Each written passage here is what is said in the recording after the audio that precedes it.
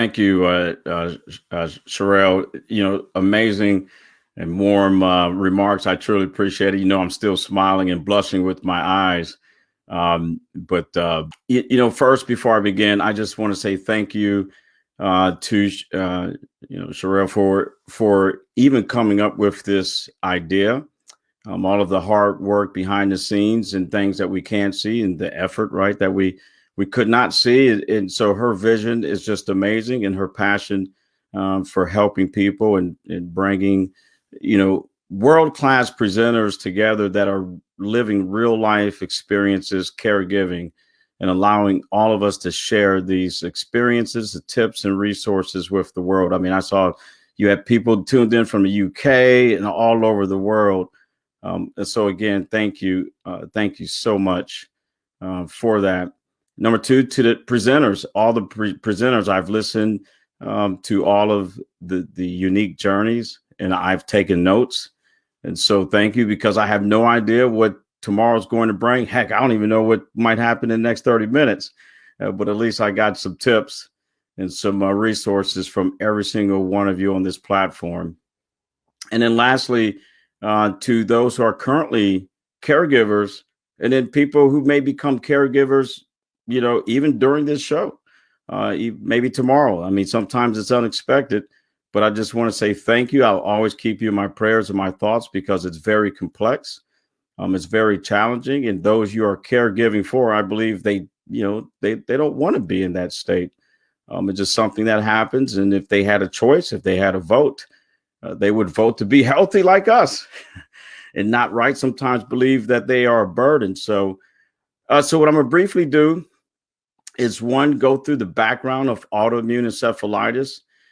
Give you guys a little bit of statistics and background, so it helps you gain a better understanding of this rare autoimmune disease. I do have a video. I'd like to thank Nicole, my lovely bride of 28 years, for allowing me to share this brief video of her. I'll give you guys a little bit of information on what made me start to record her during her most recent journey dealing with this autoimmune disease. So we'll watch a little video, about 60 seconds, and then I'll go over just some of the treatment options that's out there for people who have this this rare disease. Before we watch the video, after we watch the video, I will give you guys a little background on how I felt, the emotions I experienced, how it was, and then provide some tips, and then that will be it. So I hope you guys stay with me. So here's a little bit of background. It is called anti-NMDA receptor encephalitis. Sometimes you'll hear people say anti-NMDAR. There's also a movie on Netflix called Brain on Fire. Tyler Perry stars in that Netflix movie. So that also can give you another resource to kind of gain a better understanding of what it is. But it's commonly known as autoimmune encephalitis. It was discovered recently in 2007 by a neurologist named Joseph Dalmau, and it's estimated that 1 in 1.5 million people, that's 1 in 1.5 million people worldwide, are diagnosed with this disease a year. All right, a year. In approximately half of the cases, they're associated with some type of tumor, a tumor in the ovaries. And so around 80% of those affected are women. So again, 80% of those that are affected by this are women. Of course, the other 20% are males. When it surfaces, it normally surfaces when you're young, of course, but it can surface at any time. But the majority of people who are diagnosed with it, accurately diagnosed, they are 45 years of age or less. What is interesting about my lovely wife is, of course, she's transparent about it. She actually doesn't look her age, but she was 47 when she was diagnosed with this disease, and she had no tumors. So the things they were looking for, they weren't there. The diagnosis is usually based on a specific antibody in your cerebral spinal fluid. So there's only two ways to diagnose it as a to today. One is they have to do a lumbar puncture and then send that specimen off to the Mayo Clinic. It takes about 3 weeks for it to come back, either confirmed or not, right, positive or negative. The other way, which is the least preferred way, is to do a brain biopsy. So again, the only two ways is lumbar puncture or a brain biopsy to either say, yes, you have this rare autoimmune disease, or no, you do not. A lot of times MRIs, they come back normal. They come back normal. So for example, her first flare up, major flare up, was 2013, and she was in two hospitals and ICU in both hospitals, and the doctors tested her for everything except they did not do a lumbar puncture, to send it to the Mayo Clinic specifically to see if those antibodies existed. So after two hospitals, they said she's completely healthy. There's nothing wrong. We don't know what to tell you, Mr. Fields. She's lethargic. She lost her memory. I had to reteach her how to kind of walk. But really, she didn't even know what a toothbrush was. So when I brought her home, she's like, "What's that?" I said, "Babe, that's a toothbrush." But I had no answers. They said maybe it's psychosis, and they were like, "Hey, maybe she had some childhood trauma, maybe her time in the military, because Nicole was a Navy veteran."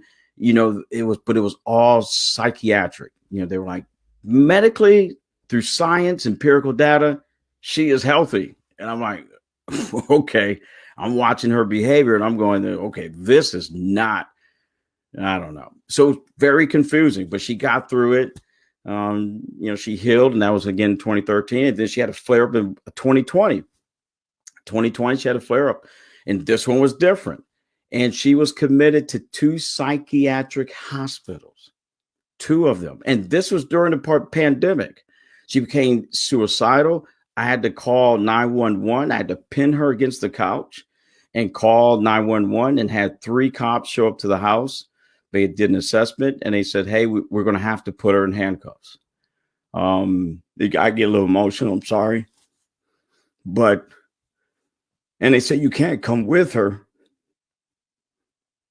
because of the pandemic." So it was extremely hard for me to watch my wife, who has no idea what's going on. She's staring at me, and I can't help her. And to watch her get put in handcuffs, to get put in the back of a police car, and to get committed to a psychiatric hospital, was brutal.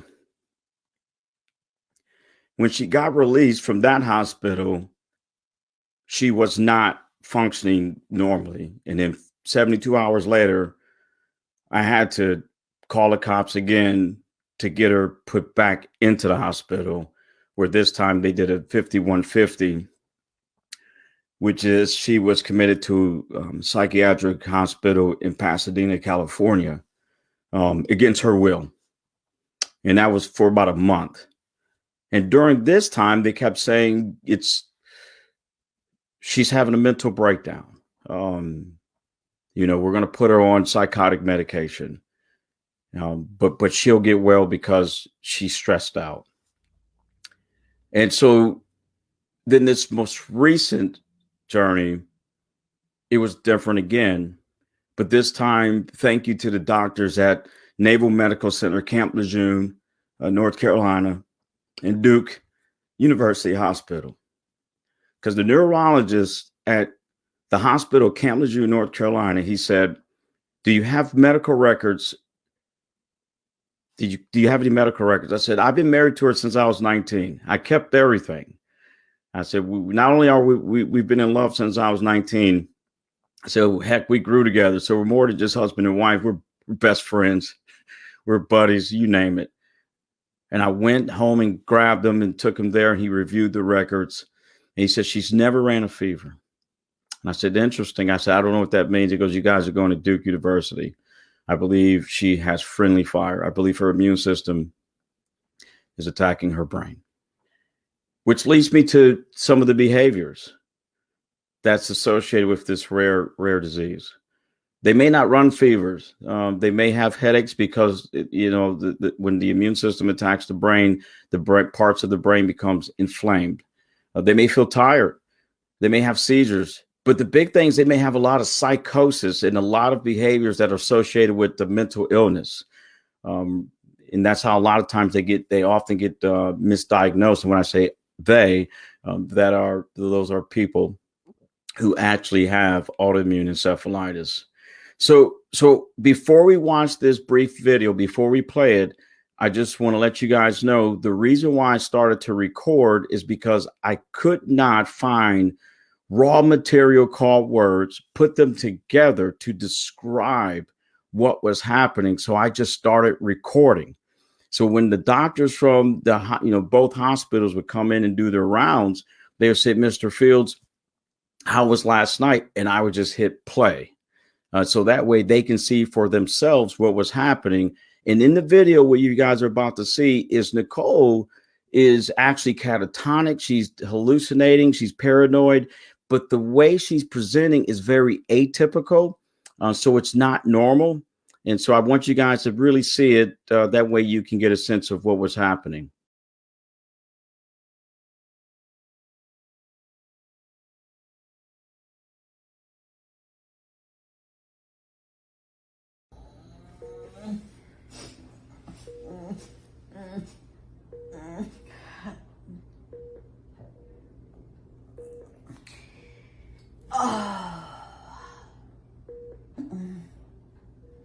You're such a promise. You did. What's your name? We. What's your name? Me. What's your? You can't put it. I'm looking right dead at it. Looking dead at it. What are you Right. looking at? Right there. You actually shut the door. You gotta Let's see if she can successfully. Well, we're going to Get to the cops and the sit. plane is landing. Success. So the great news is it's treatable once it's found. Only about 4% of people who are diagnosed with autoimmune encephalitis actually die from the disease itself. And then after the doctors confirm that your loved one they have it, then they will go through about 2 years minimum of immunosuppressive medications called rituximab infusions. And so Nicole gets rituximab infusion once every 6 months, and normally the infusion is about 6 to 8 hours. And of course, it reduces her autoimmune system. And about 10% after treatment will have some type of reoccurrence, and then about I think 10 to 20% will still have kind of lifelong effects mentally from the amount of brain inflammation. I am proud to say today that they found Nicole's late in life, and a neurologist up at Duke University, right? Dr. Skeen told us that she is one of the rare people who have completely recovered. And she has all of her psychosis and things that were impacted by this disease. She no longer has at this point. So I'm thankful for that. I thank God for that. And I thank the wonderful professionals at Camp Lejeune, North Carolina's Naval Medical Center and Duke University Hospital. So tips.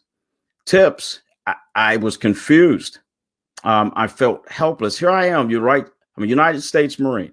What I believe is I served for 26 plus years protecting our nation. I'd say United States of America, right? Our nation, if you're in the U.S., most precious jewel called freedom. And I helped so many people around the world, so many people during humanitarian assistance, disaster relief, people who couldn't help themselves. I have a passion for helping people. But here it is, my lovely bride, and I was helpless. I could not help her. So I thought, but then I realized I can help her. And here's the tips. One, be patient. Be patient and allow your emotions to flow. If you're male, especially men, it's okay to cry. It is okay. Matter of fact, I believe you're more of a man if you cry and then not. It's more healthy, because if you suppress those emotions, you're not helping the person you're caregiving for, because now you're starting to battle with some internal turbulence. So be patient and let your emotions go. Number two, for me, I prayed, and I prayed hard. I grounded my soul, right, in something that was solid, positive, and it was another source of power I could go to where I could not get help from any other person on this earth. So find something that can ground your spiritual structure to be a very more powerful and impactful caregiver. And then the third thing, what they say, you guys heard Laura just previously said, when you're caregiving for someone who the organ called the brain is not functioning correctly, when they do things, don't take it personally. There are many times Nicole would say things to me and do things. I go, what the hell? But I don't hold it against her. Don't take it personal, because it's not them that's doing it. It's their brain that they have lost control over, depending on what type of illness they have or sickness they have, that's causing them to behave in a certain way. So don't take it personal. And it inspired Unarmored Talk podcast, our podcast that's about to be 3 years this year. And so we believe, just like Sherelle, we believe in the power of storytelling. It's very powerful for this current generation and generations to come. So if you guys ever want to connect with me, you can email me at host@unarmoredtalk.com. If you want to check out some amazing episodes, you can go to www.unarmoredtalk.com. Go on that landing page, and it'll give you all the audio and the video. And if you want to connect to me through all of my social media platforms, one-stop shop, gets you from TikTok to Twitter to everything else I'm doing. You can find me on paradedeck.com. That's paradedeck.com. There's a search bar, and it says search for your favorite content creator. And you can find Mario P. Fields, Sergeant Major, in front of that, retired, and follow me on Parade Deck. Thank you so much for tuning in, and I truly appreciate everyone.